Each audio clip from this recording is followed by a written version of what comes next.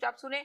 अब पाकिस्तान में आप देख लें, आज नेपाल में क्या हुआ, आपने देखा कि क्या हाल हुआ, जिस तरह आपने देखा कितने खित्तों में कि इस तरह के वाकयात पेश आए, किस तरह लोगों ने उनका तख्ते उल्टे अपनी हुकूमतों के, किस तरह, जिस तरह आपने देखा बांग्लादेश में भी एक नौजवानों ने आके हसीना वाजिद को किस तरह उतारा।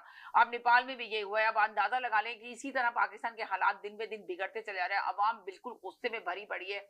तो अब ये सियासतदानों को सोचने की जरूरत है या नहीं, हुक्मरानों को सोचने की जरूरत है या नहीं, इनको सोचना चाहिए। खुदा ना करे ऐसा ना हो कि उन लोगों के साथ भी ये वाकया पेश आ जाए, कभी भी कुछ हो सकता है। तो इतने हालात खराब हो रहे हैं, और आपने देखा कि किस तरह सैलाब आता है, किस तरह सैलाब आया हुआ है। सैलाब तो चले आ गए, कुदरती आफत थी, मगर अब इसके बाद जो अब आने वाले हैं उन मसाइल से किस तरह ये हुकूमत निकालेगी अवाम को। जिस तरह अवाम की चीखें निकली हैं, महंगाई दिन ब दिन बढ़ती चली जा रही है।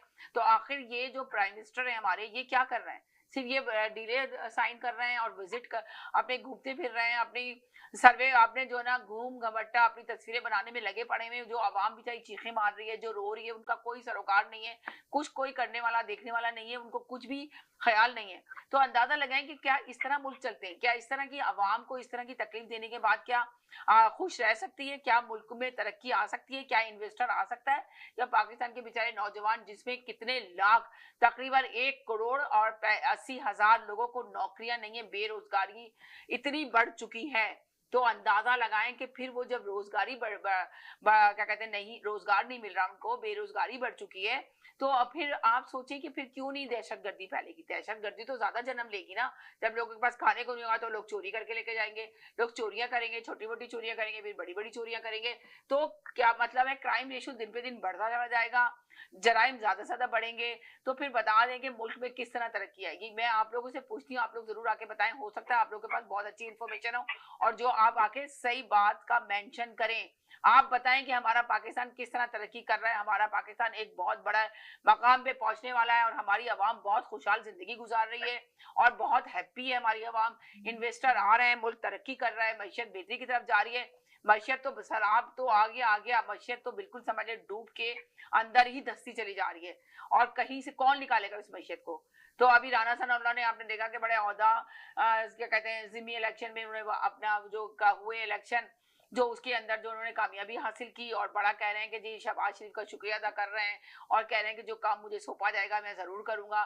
तो ये सारी मनमानियां कब तक चलती रहेंगी लोगों की? इधर आपने शाह महमूद कुरैशी को देखा कि आपको उनको ग्रीन शीट दे दी गई है, उनके सारे जराइम जो भी उन्होंने जुर्म किए थे, जो भी उनके इन्वॉल्व थे, जिसमें उनको पकड़ा गया था, जो भी उनके ऊपर इल्जाम थे, वो सब खत्म कर दिए गए और बहुत जल्द वो बरी भी होने वाले हैं।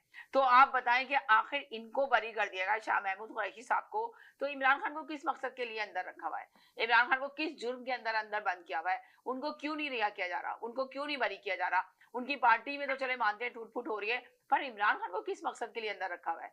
इमरान खान को क्यों रखा हुआ है, ये आके आप जरूर बताइए कि इमरान खान का कौन सा इतना बड़ा जुर्म है जिसके लिए उनको जमानत नहीं मिल सकती।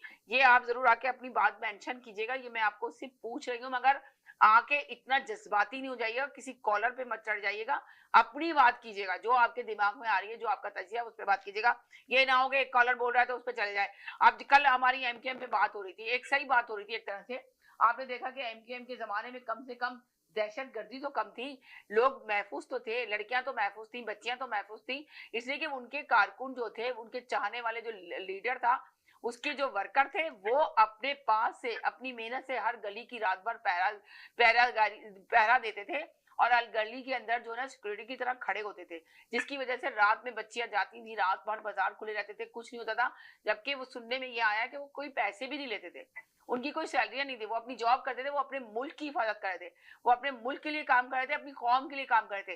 देखिए ये जज्बा होना चाहिए, मगर अब ये वो जज्बा कहाँ है? वो तो जज्बा है ही नहीं लोगों के अंदर। तो इसका ये मतलब है कि जो अल्ताफ हुसैन को याद कर रहे हैं तो सही याद कर रहे हैं या गलत याद कर रहे हैं? जब वो अल्ताफ हुसैन की कोई आके यहाँ पे बात करता है तो आप लोग तो गुस्से में आ जाते हैं बुरी तरह, आप लोग तो उनकी बात नहीं सुनना चाहते, और आप लोग तो उनकी गुनाह जो जितनी गलतियां की हैं वो गिनवाना शुरू करते थे। अब कराची में देख लें क्या हाल हुआ है, कराची में बारिश हुई है,